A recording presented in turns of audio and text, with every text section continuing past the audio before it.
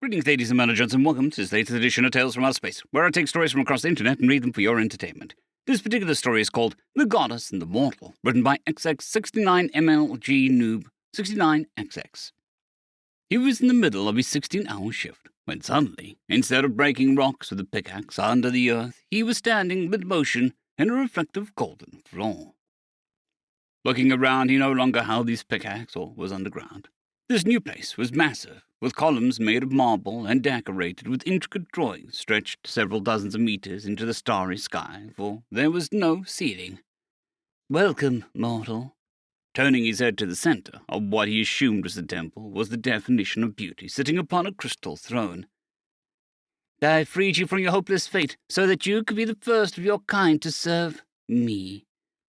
Beautiful, long green hair, breathtaking golden eyes, perfect physique, only slightly hidden by the silk so thin it was almost transparent. It was the perfect form, fitting for one of the divine. Humanity has been found by the gods, and soon by their servant races as well. Great calamities will follow them. I am the first to reach out to you, and willingly accept you as my faithful servants for the coming storm. She reaches out with a shining hand. What say you, mortal? Will you be my first follower? Her delicate yet powerful voice thundered throughout the temple. It was full of power and pride, of perfection and authority. There was but one answer a human could give when faced with such a vision of holy. "No." Holy music stops. What? What did you just say? "Leaving the grasp of my corporate overlords to instead be a slave of some god doesn't sound like much of a change." You dare compare mortals to the divinity? Listen, lady. You haven't even told me your name. What's your goal? What do I get out of this? All you did was summon me here and demand servitude." Such insolence! The goddess flipped her wrist and made him fall face first into the ground, then flipped again, and an invisible force picked him up and brought him closer to her. "This isn't something you can say no to." She lifted him up by his face with her hand. The holy power that made her body tangible was burning his skin on contact. "I speak and you obey." Through the pain of his face being burned and gritted teeth, he spoke. "You haven't met a human yet, have you?" Her perfect features now deformed into a hateful glare. "Pathetic mortal, you will learn your place." In an instant, they were no longer in a temple, but in a dark cell with no light, save for one emanating from the goddess. "You shall stay here and suffer until I deem your lesson learned." Several chains shot up from the darkness that enveloped him, hoisting him up in the air. "Think about your choices in despair." She left. He was alone in complete isolation, with naught but his thoughts to keep him company. And so he stayed for an unknown amount of time. He knew at least days had passed, for his stomach was grumbling constantly. He had time to consider his actions and construct a perfect phrase he wanted to convey to the goddess if she came back. After what felt like weeks, she did return. The telltale sign that she was there was always the blinding light she used to announce her presence. "Have you thought about your transgressions, mortal?" He looked up at her. "I have." She birthed a wide smile. "And what say you now? Fuck off." Her smile disappeared instantly and was replaced with a wrinkled, hateful face. "You dare!" He felt his arms and legs twist and break, his flesh being peeled from bone, his brain being turned to mush. Then he woke up, and he was fine. "Death is too much of a kindness for you." She turned her back on him. "You shall suffer eternally without the possibility of death. I won't allow it." Then she vanished. For the next millennia, he was suspended in that cell, being broken in body and mind, but never in spirit, screaming at him for not bending the knee, and torturing him in several ways until she left him in isolation again. Time was almost meaningless inside that cell. All he felt was loneliness until the visits. Then he would feel pain. Then she would get bored and leave. Then he'd be lonely again. However, there was something he noticed. Little by little, the time between visits would increase. Slowly, she stopped torturing him and started to compare his stubbornness to something she saw outside. "Your stubbornness is worse than the Krills. Those private bastards think just because they have the mightiest god of war on their side that they get to be arrogant even when facing other divine beings." She went on for hours about situations involving them and their deeds, until something reminded her that she had work to do. That was the cataclysm, for he had become something of a confidant. It was slow at first. She would make her flashy entrance, ask if he regretted his sins. He would tell her to fuck off in increasingly creative ways, and she would torture him for a bit. Then she would belittle him in such a way that would segment into a monologue of her woes of a divine life in dealing with other races and gods, and he barely sane would listen. It's ridiculous, really. Why would they convince their chosen race to abandon their physical bodies and search for enlightenment? Such things should be left for their betters. That went on for centuries. Eventually, she stopped demanding anything from him and only used him as someone to speak her mind. It was the funniest thing I ever saw, a mortal outsmarting a god and robbing them of their powers. For his part, he remained silent. Countless years in that cell made him forget everything outside of it. He could no longer remember his name, where he came from, who his parents were, what he was before being locked up. Only one thing remained clear in his fractured mind. Won't surrender to her, no matter what. Something of 1,000 years later, the goddess came into his cell with a much less theatrical entrance than before. She paced around him for a few moments until she stopped in front of him and chose to speak. Isn't this enough? It's been a millennia. Say that you want to be free, and I shall make it so. Freedom! The alien word felt sweet in his dried and cut lips. He'd been walking in this desert for so long he'd forgotten that water existed, and now that the memory of such a time returned, he thirsted for it. But something came screaming from the back of his mind, something primal and full of spite. Looking back at her, he felt vitality return to his ruined body. I will not beg or ask for freedom from you. Either cut the chains or be gone from my sight. She stared at him for a full minute. Even after all this time, you still haven't learned humility.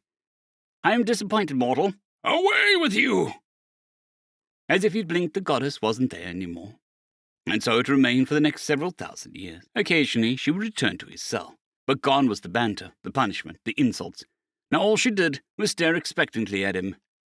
She'd wait for hours to see if he'd ever give in and accept his freedom on her terms. It never happened. She waited anyway. Sometimes for a full week she would wait for his response until her holy tasks called her away. Until one visit. As usual, the goddess had arrived and waited for him. A single hour passed until she moved from her usual spot and approached the suspended human. With a very delicate hand, she touched his face, followed by the other. Stop this madness, mortal. Say the words, and this hell will be over. His spiteful eyes met hers. The feeling of her touch on his skin was otherworldly. After feeling only pain and misery for too long, the sensation of not only a comforting hand upon his face, but one of divine nature brought him to tears. Enough. I don't want to suffer any more. He opened his mouth to say the words he desperately wanted to say. No! The goddess recoiled from him, her face a whirlwind of emotions raging from choked down to confusion to anger and regret. She vanished shortly after. Several millennia passed. The goddess only visited 3 more times after that day, with 1,000 years between them. The visits would last moments until she went away again, almost as if it was a mistake to come there. In those visits, it was plain to see she winced every time she looked at him, always diverting her gaze to somewhere else that wasn't his ruined figure. In the 3rd visit, she appeared, looked at him, covered her mouth in disgust and shame, and vanished. After that, she visited no longer, and he remained alone. How long had passed? What was the world outside the cell? When the goddess stopped gossiping at him, the news from the outside had ceased.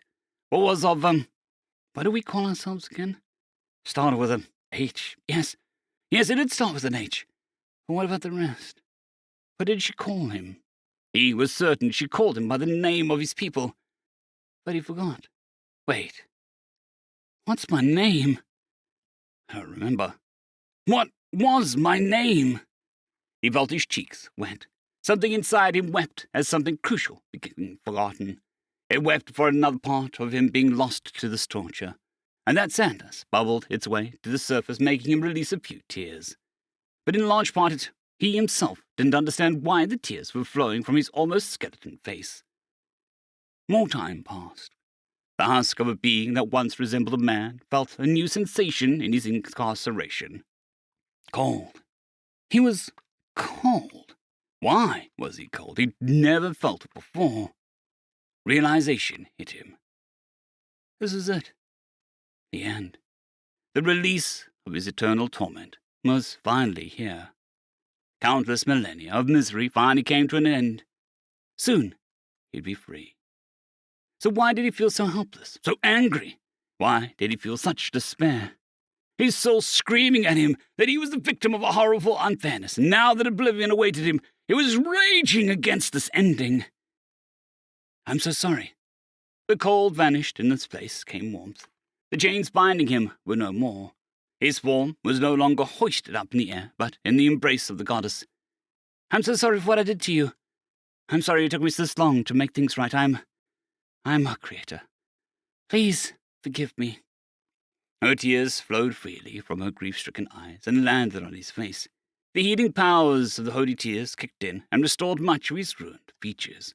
With his vision restored, he looked up at her. She looked different. Still the undeniable vision of beauty, but older than before. Traces of time's grasp were visible in her features. Her aura of blinding light wasn't there. The confidence and arrogance that sculpted her very being had vanished. She looked almost mortal. The being that held him was undoubtedly the goddess, yet so much was different from the first time he saw her. My power can no longer maintain your soul together. Only after I felt you starting to slip away did I swallow my pride and face my shame.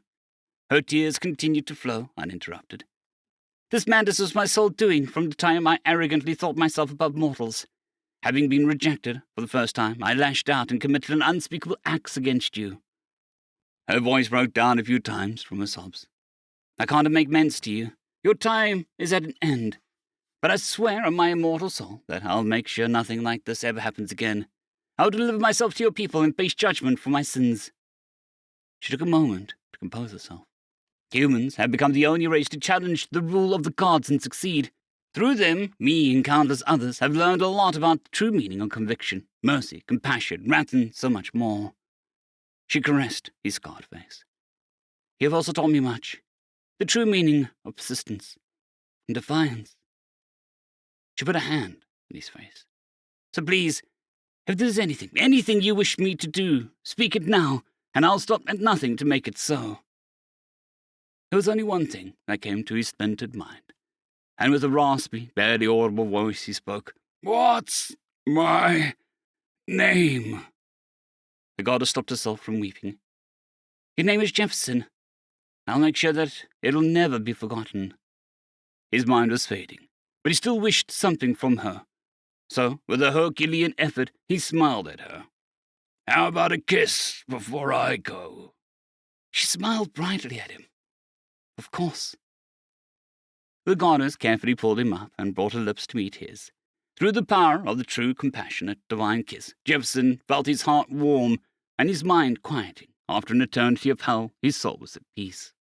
Jefferson crumbled to dust in the arms of the goddess. She remained in the cell for years, trying and failing to quiet her uncontrollable sobbing. Eventually, she succeeded. Mother, are you all right? The goddess rose from the ground. Yes, I am now. Sorry for keeping you away all this time. The daughter approached and embraced her mother. Are you sure you want to go ahead with this? You know how unforgiving they can be. She caressed her daughter's hair. Justice must be served. Whatever punishment they impose on me, I shall accept.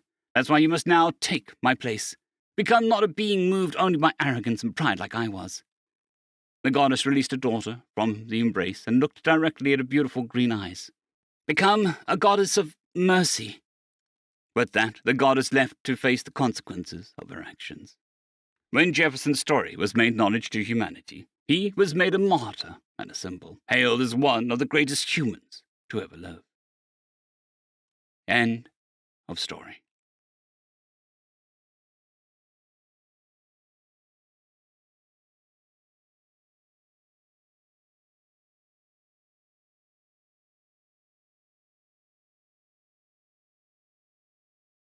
I'd greatly like to thank our Tier 5 channel members, Caspar Arnholtz, John Creighton, Manatharia, 050, Dragzoon WRE, and Elijah Silvercross. Thank you very much.